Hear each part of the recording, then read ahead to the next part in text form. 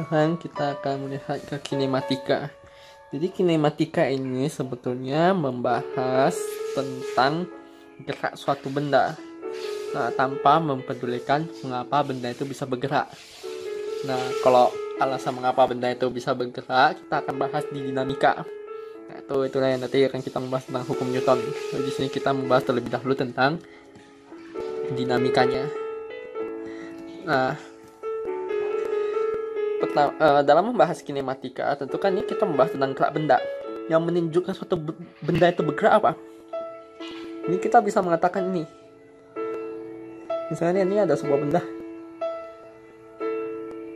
Nah, kalau kita bisa mengatakan dia bergerak itu karena apa?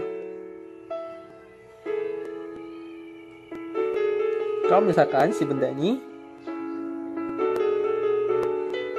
dia berpindah tempat ya. Nah, yang menunjukkan dia berpindah tempat itu adalah, nah, ini bendanya ini berpindah tempat nih. Oke. Nah, yang menunjukkan benda ini berpindah tempat berpindah tempat itu apa? Yaitu adanya perubahan posisi. Misalkan awal dia di posisi, katakanlah posisi A. Nah, ini terakhir dia di posisi B gitu. Nah, berarti di sini kita mengenal ada istilah posisi. Nah, posisi ini tadi definisi adalah kedudukan benda di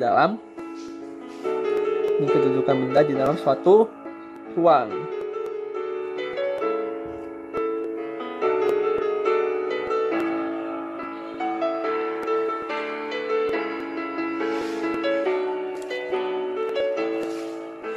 Nah, sekarang benda bergerak, adanya perubahan posisi. Oke.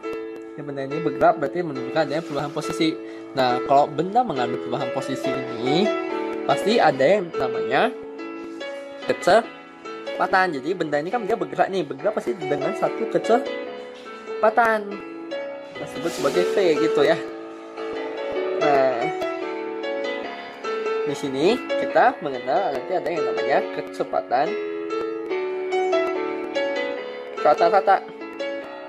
Nah, kecepatan rata-rata ini apa? Kecepatan rata-rata ini berarti itu adalah total perpindahan. Nah, perpindahan itu apa? Jadi sebelum kita masuk ke kecepatan rata-rata, ada baiknya ini kita mengenal istilah perpindahan terlebih dahulu. Nah, kalau perpindahan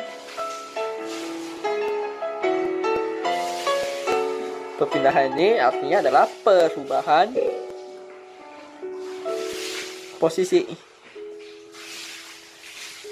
Oke, berarti posisi berubah dari A ke B. Nah, itu ada perpindahan. Katakanlah ini bisa saja dia berpindah sejauh X meter gitu. Nah, bisa saja 2 meter, 3 meter, 4 meter, 5 meter, 2,5 meter, dan seterusnya. Itulah perpindahan. Nah, di sini kita harus bisa membedakan perpindahan. Ada lagi satu istilah bernama jarak. Jarak ini merupakan total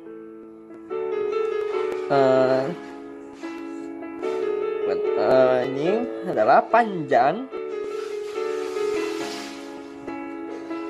total perjalanan yang ditempuh.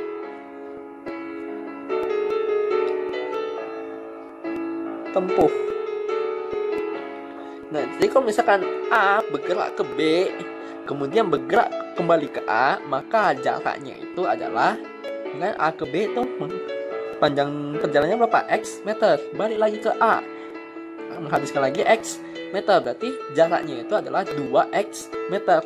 Sedangkan kalau perpindahan, berarti perpindahan itu perubahan posisi. Nah, kita lihat posisinya berubah gak? Dari A, dia kembali lagi dengan bergerak ke B, kemudian kembali lagi ke A ya. Jadi di sini tidak ada perubahan posisinya. Nah, sehingga bisa kita katakan perpindahannya itu adalah 0. Oke. Nah, kemudian selain istilah posisi perpindahan jarak, nanti ini perpindahan ini merupakan vektor. Nah, kalau ini nanti dia merupakan skalar.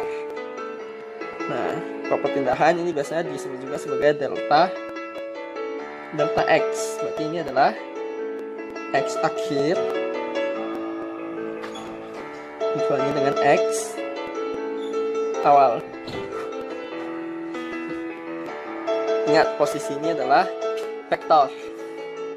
Nah, kalau jarak biasa dinyatakan dengan S. Nah, ini nanti terserah aja kalian mau menyatakannya dalam bentuk bagaimana, karena bisa banyak variasinya. Intinya ini adalah panjang total perjalanan. Nah, panjang total perjalanan.